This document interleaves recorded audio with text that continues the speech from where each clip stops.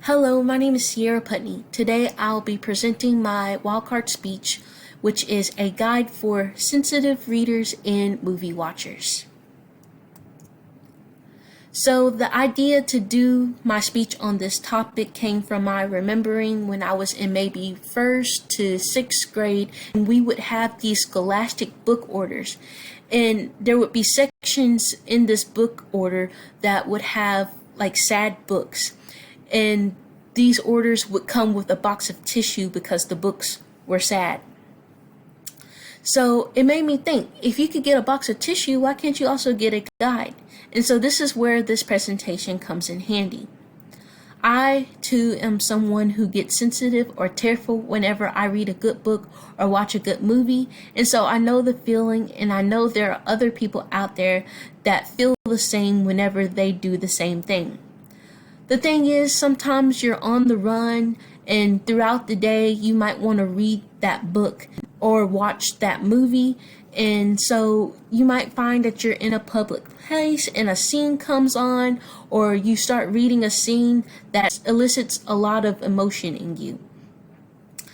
And so I was thinking, what are some tips that I could give in those types of situations, or what can I do to help people better navigate those type of situations, being a quote-unquote sensitive person? And so this is what I came up with.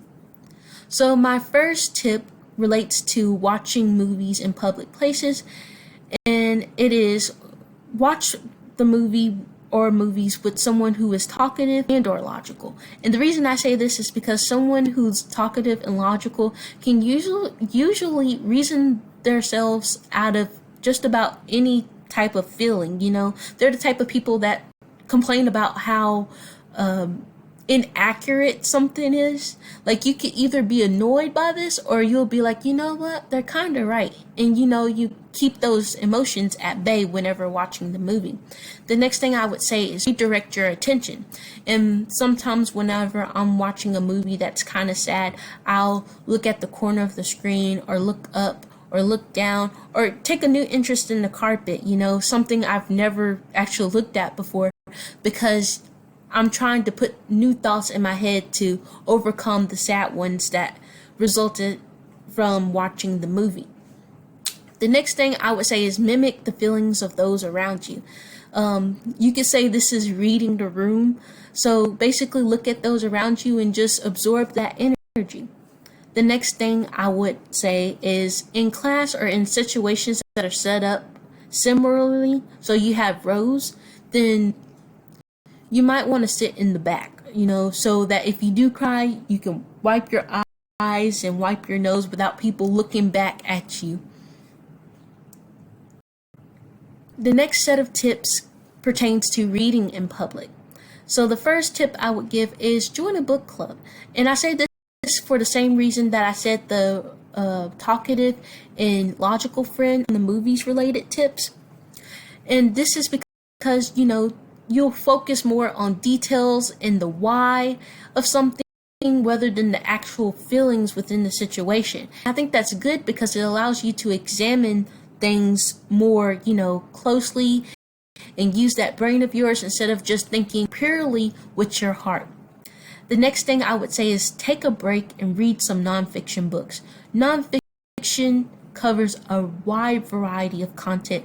If you're worried about not finding something that you like in nonfiction, I would just say, take a common theme, your fiction readings, and apply that to nonfiction. So let's say that you're reading about Italian something in your fiction readings, then maybe you want to look up Italian culture or Italian cuisine in your nonfiction readings.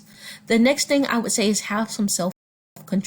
If you know you can't handle it, put the book down. And I know how hard that can be because I hate quitting a book right in the middle of a scene. I would rather wait until the chapter's over. But if you know you can't handle it, put the book down. The next thing I would say is redirect your attention, in the movie set of tips. Maybe you're in a park and you're reading a book and something sad comes up. Maybe an important side character that you really like just died. Look at the trees, admire the grass. Just different things to just take your mind off of it. Put new images and thoughts in your mind instead of the ones that you were thinking while reading the book.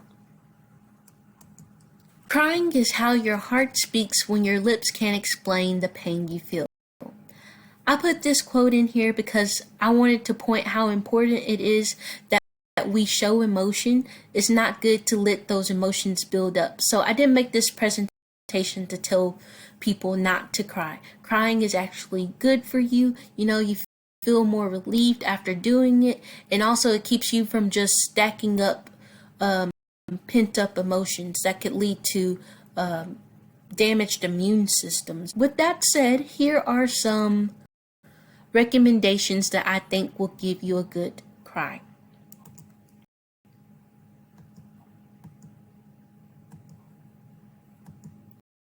Starting off with movies, we have Isle of Dogs, and this is about a Japanese boy who goes to find his dog after dogs have been banished to this isle. Next movie is Water for Elephants. If you're someone who is very sensitive to animal cruelty and you seek justice when it happens, then this movie is really good for you. And the next movie is The Titanic. It doesn't need much of an explanation. We all know it's a classic. Now here are some book recommendations. Heartless is by Marissa Mayer, and I read this book. The first time I read this book, I had skipped to the end and kind of ruined the ending for myself. But it's actually a good book, and I think a lot of what's in the middle matters a lot more. The next book is a post-war novel, and it's about a man of two faces. It's really insightful about the Vietnam War if you're looking for that type of information. The next one is The Kite Runner. We read this year. It was one of those books that I thought teachers over-exaggerated about liking, but I actually really did like it. It's a really good book, mainly about the relationship between two boys. It has a split setting between Afghanistan and America, and it's very interesting in that aspect. I definitely recommend that. The last are relief books and movies, and they're just movies that will take some of the edge off of all that emotion you'll be experiencing after reading the previous books and movies I mentioned. So the first one is Boss Baby, and you can just look at the cover and know it's nothing but laughs and giggles. And the next one is a book called Meet Cute, and it's just a collection of short stories about how people come together in very unexpected ways, and they instantly connect. So that concludes my presentation. Thank you for watching.